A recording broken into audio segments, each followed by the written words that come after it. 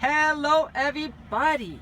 Welcome to the Joy of Trucking, where we talk all things trucking and hope that you can learn from our experiences. We'll share any kind of insights, tips and tricks that we are learning along the way.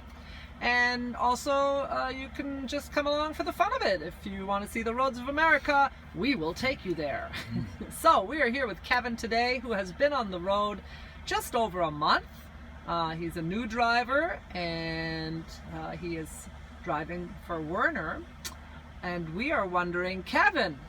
Yes.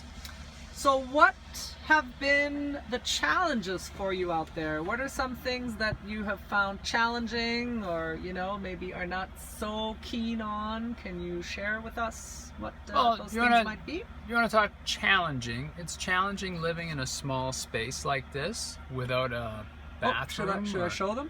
Yeah, and there's two of us in here, so it's like we're sharing this very small space. Yeah, we can't even put everything on the top bunk like, a solo driver could, because I get the bottom bunk and Kevin gets the top bunk.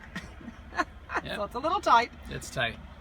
And no bathroom, you said. Yeah, no bathroom, so you have to kind of plan that into your day and take advantage of it whenever you can.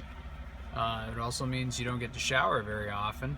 You try and line up your overnights at truck stops where you can go in and take a shower, but it doesn't always happen. We spent one night in a dirt parking lot a couple of days ago that had an outhouse that was filthy and had no toilet paper. And instead of showers, it was extremely dusty, so you were actually getting dirtier while you were staying there. You're getting a dirt there. bath the whole time you were there. So that's one thing. That's a challenge. And speaking of dirt, there is a layer of dirt on everything. There's black dust, and I think it's from the diesel exhaust, and it gets on everything. I wipe down the dashboard every couple of days, and the paper towel is black. So really, I didn't even realize that's going to be on all your stuff. It's going to be in your lungs. It's going to be in your food. Oh God! And at the truck stops, it's worse. And that's another peeve. I mean, if you're sitting in a truck stop overnight, and a guy pulls in beside you and he decides to run his engine all night, that's like right outside your window. You're listening to his exhaust and rumbling and all that, and that exhaust is filthy, so it's blowing all over the place too. Noise, dust, black soot, dirt, road dirt. I mean, you get out and do an inspection of the truck every day, so you're crawling under it, you're rubbing up against it, you're under the hood, so there's dirt.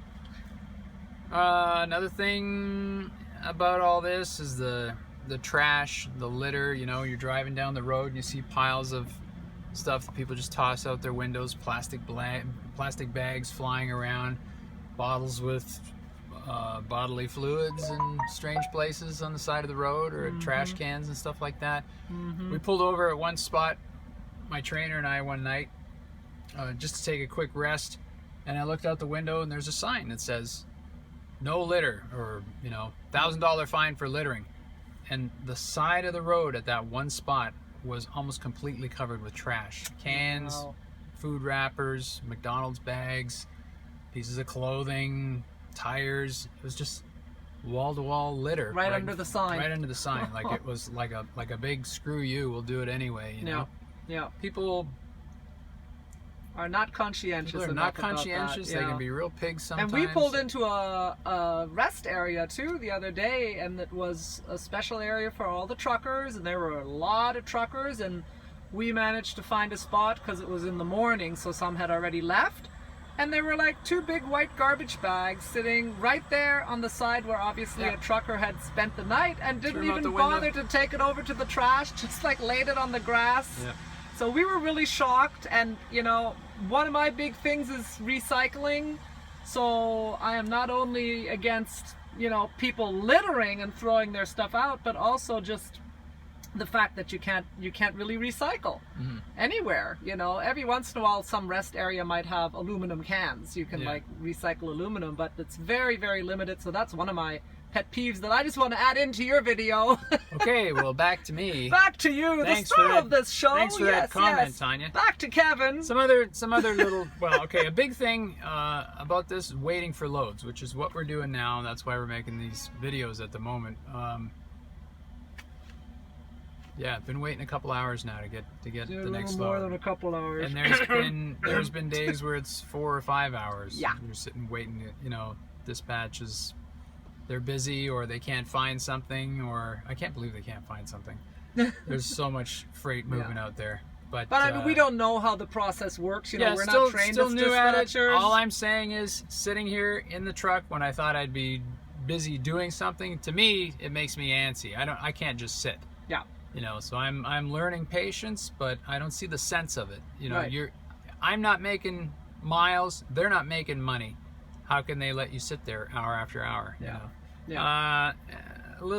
Other little thing, the overnight parking in the lots, like at truck stops or rest stops and stuff like that, it's almost always full. Like, you see them filling up by about 4 in the afternoon. Suddenly there's no more spots left, and there's still guys out there who are going to be coming in all through the night and have to circle around and head back out, because those lots they fill up so early these days. And if they can't find a spot, they're going to be in DOT violation. You're in so violation, it's like a catch-22. And that's why you see guys just parked on the side of the road, Which is also usually not allowed. So which is dangerous. Yeah, That's why it's not allowed. Catch-22. You could get hit by another car. Somebody could slam into you. You could have one wheel just slightly off the pavement, and you get up in the morning and it's sunk into the mud 2 feet. Now you need a tow truck. You know, it's not good. And guys camping on exit ramps coming off of the interstates, the next guy's coming off at 60 miles an hour and could slam right into you. You know, that's a bad situation. So with the parking. those things bother me about this industry, and I hope they find a solution to these things.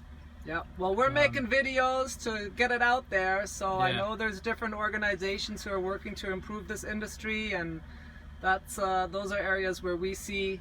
Yeah. Last thing now. Oh, it's a small thing, but when I was a kid, you went to truck stops for good home style cooking. It's not like you were at a fancy restaurant. You weren't having cordon bleu and champagne and stuff. But you went to a truck stop, you know you're going to get a really good meal. Like meatloaf and mashed potatoes. Stuff like that. And now you pull into the truck stops and they'll have a McDonald's or a Wendy's or a Subway. And it's quick, and it's usually greasy and deep fried. There's no more, you know, roast turkey or... my thing is liver and onions. Once a week I look for liver and onions. And usually I can't find it. And it used to be at every truck stop. And now even the truck stops that have restaurants have stopped serving liver and onions, I guess because there's not enough demand for it anymore or anything. But you even, like, through your whole life, you were not a trucker, and you would go to truck stops to eat liver and onions. I've been to truck stops just for the liver and onions over the years. So what we've wound up doing is going and buying it frozen and thawing it out and cooking it here in the truck. And as you know, that's not pleasant to have that cooking liver smell in a very small confined space. It's bad enough when it's all through your house, you know, but our house is about the size of your bathroom. Oh, so you love eating it, but you don't like smelling it. Maybe that's why they stopped serving it at truck stops. Because of the smell. I don't know. But that's one of my small peeves. You know? Used to be truck stop food was something cool and good, you know, and now it's gone. It's hard to find. Very hard to find. So you need to find the mom and pop truck stops, and there's less and less of them because the big companies are. You find out by word of mouth, you know, from other truckers where those places are. But the food thing is definitely a challenge on the road, which is why we're doing a big focus on that on the Instagram page we have. We're doing eating healthy on the road, we're and doing we're going most to of do our more own, stuff our about own cooking and stuff, and that's good too because it saves money. Yeah, we'll do a video about that. But anyway, so thank you very much for sharing with us the things that you have found to be challenging and also things that you're just uncomfortable with. And hey, there's the ding-a-ling, so we gotta go check that. Time to go to work. Please give this a thumbs up if you found value in it or you enjoyed it, and questions and comments, please put them below. And remember to subscribe if you want more videos like this, if you want to support us, and if you want to keep coming along for the ride. And with that, with love from Kevin and Tanya and Kenny Riggs, the RV. Oh my goodness, it's so in my brain. We're not in an RV. Well, kind of. Look, it's a mini RV. The Werner Bago. The Werner Bago. Kenny Riggs, the truck. Okay, bye. Bye-bye.